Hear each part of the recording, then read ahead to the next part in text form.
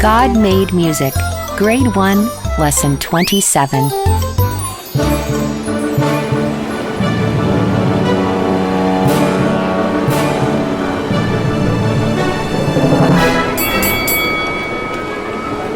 Ahoy there, mateys! It's Lala the Ladybird, and have I got a seafaring adventure for you today. I just found out that our clever calico cat, Clarice, is from a long line of seafaring felines. Yeah? Oh yes, your great-great-great-great-great-grandfather, Captain Calico Cat, was the head rat catcher on a Russian ship called the Almaz. In fact, he was so good at catching rats that they called him the Rat Eradicator. Maybe that's why I like to pounce. Correct, Clarice. You're from a long line of pouncers. Boys and girls, look at the picture on page 38. What do you notice about the gentleman's clothing? Right. One side is a Navy uniform, and the other side is a conductor's tuxedo. We're going to learn about the Navy side of the uniform first. At age 12, Nikolai Rimsky-Korsakov was enrolled in a naval academy. While we listen to the music that he wrote, you may color the naval uniform side of the costume. Since he was both a sailor and a musician, many historians say that Rimsky-Korsakov captured the sounds of his seafaring adventures in his music.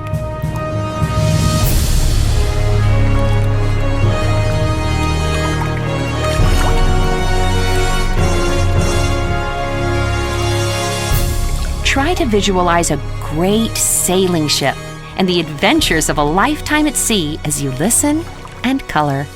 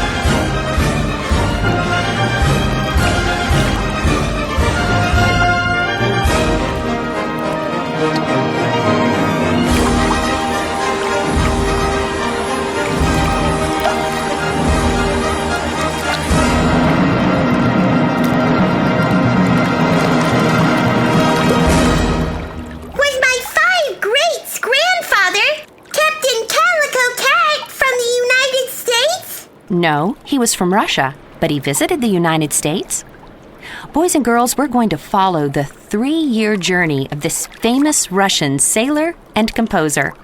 Nikolai was only 18 when he began his tour. Nikolai? That's a funny first name. Did he have eyes that looked like nickels? It sounds like that, but it's spelled Nicolai. Boys and girls, take your favorite crayon and starting at number 1, follow the dotted line to his first stop, number 2.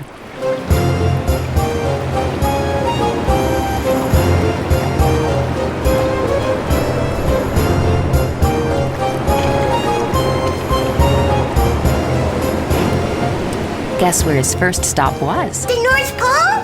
He probably wanted to meet Santa Claus. Creative guess, Clarice, but no.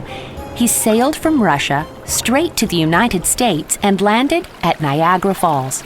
Now, Captain Calico Cat had plenty of time to round up about 500 rats during that long journey. What did he do with all those rats? He had heard about people going over Niagara Falls in a barrel. So he put all those 500 rats in a barrel and rolled it over the Niagara Falls. He was rewarded with a big bunch of catnip by the captain of the Almaz. I'll bet that catnip made him go crazy enough to run up to the ship's mast, all the way to the crow's nest at the top. You're probably right, Clarice. However, by the time the ship arrived at the next port, the catnip had worn off. The next stop was a city with the nickname of the Big Apple. Trace over the dotted line from number 2 to number 3.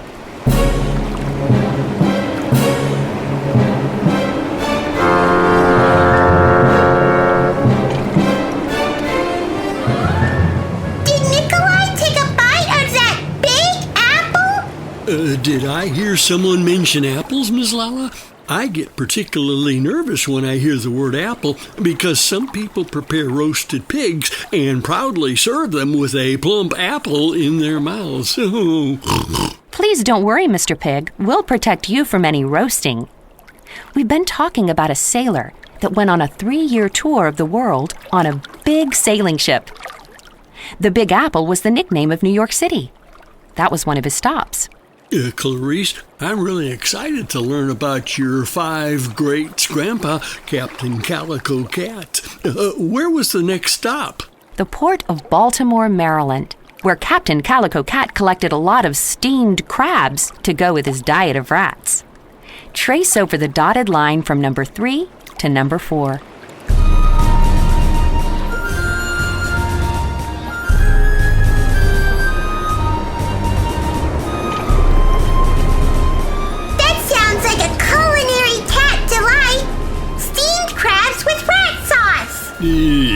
Pardon me, that's not a pleasant thought to ponder.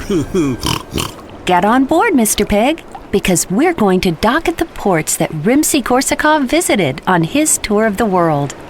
Next stop, our nation's capital, Washington, D.C.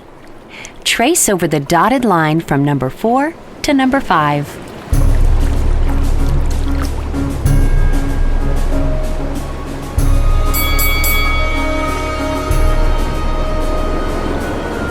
This adventure happened during the Civil War, but the country of Russia was in favor of that war, so Russian ships were welcomed. Clarice's 5 greats-grandpa saw it as a good opportunity to rid the ship of more rats. So Captain Calico Cat convinced the rats that President Lincoln would be pleased if they joined the Union Army to fight in the Civil War.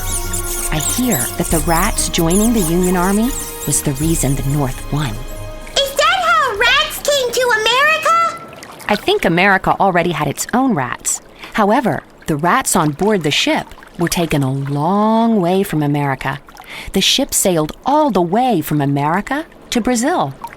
Connect the dotted line from number 5 to number 6.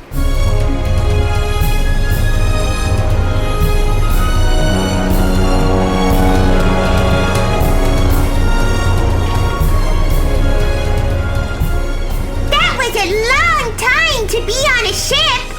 I'll bet the rat population grew considerably on that long cruise. That must have been a colossal problem for my 5 greats-grandpa, Captain Calico. It clearly could have been, but your creative Captain Grandpa taught all the rats how to speak Portuguese. So when they arrived in Brazil, he led all the rats off the ship for a big night in the town. Because they could speak the language, the rats made friends and wanted to stay. I guess knowing a lot of languages is part of my heritage. I know cat language, pig language, all the barnyard critters' languages, and sometimes I forget and speak to the boys and girls in cat language. Yes, you do. And it always surprises the boys and girls when all they hear is meow, meow, meow, meow, meow. Hey, Mr. Pig, I didn't know you could speak cat. That was a big surprise. I'm glad I could surprise you, Clarice. Speaking of surprises, a funny thing happened on the next voyage. Connect number 6 to number 7.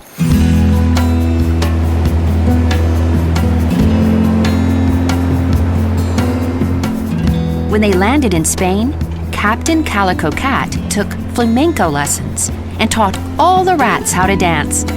While they were distracted by dancing, Captain Calico Cat locked them out of the ship's food supply. Olé!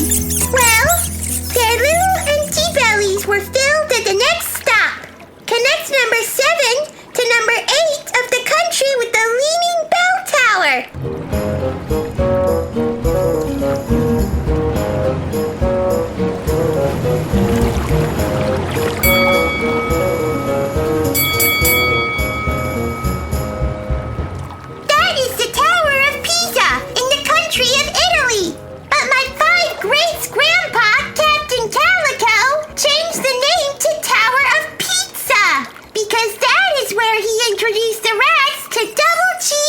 pizza. The rats were having so much fun eating double cheese pizza that they missed the ship and were stranded in Italy. They all gathered on the side of the tower that had a view of the sea and watched as the ship sailed away without them. That caused the tower to lean over a little bit, and it's still leaning today. Now connect number 8 to number 9.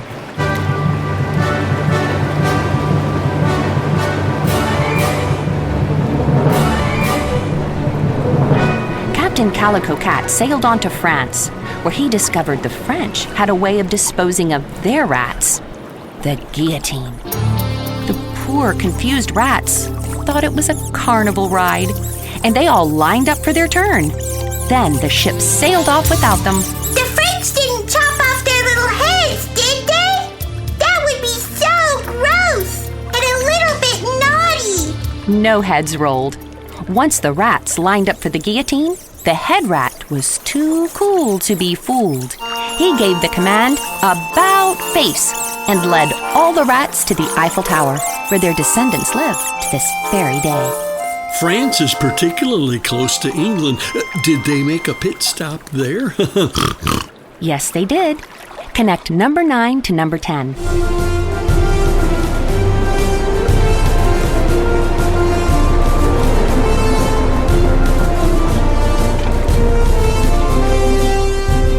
The rats were very interested in seeing the Queen.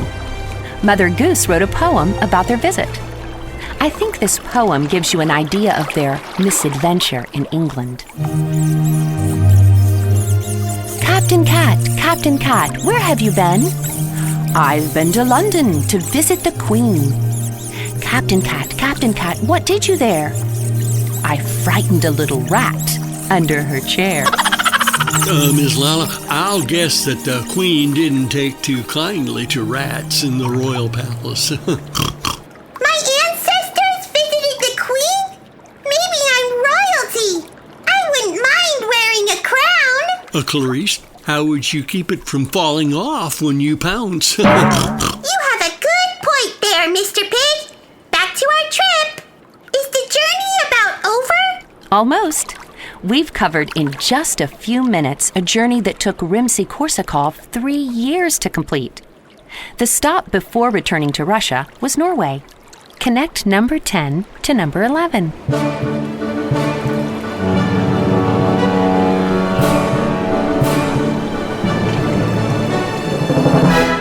Clarice's 5 greats-grandpa wanted to rid the ship of as many rats as possible before returning to Russia.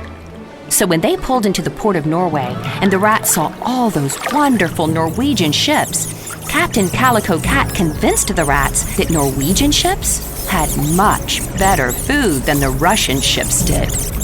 And the rats all abandoned ship and scampered off to the great ships of Norway. When Rimsky-Korsakov returned to Russia, is that when he changed into his tuxedo and became a musician? That's a perfectly proper guess, Mr. Pig. Connect number 11 to number 1 to get Rimsky-Korsakov back to Russia.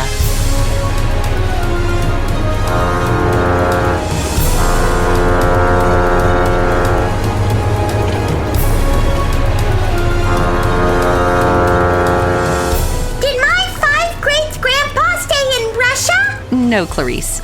He became so famous for getting rid of rats that the Americans invited him to come to Niagara Falls to teach them how to roll a barrel of rats over the falls. And that's where he retired.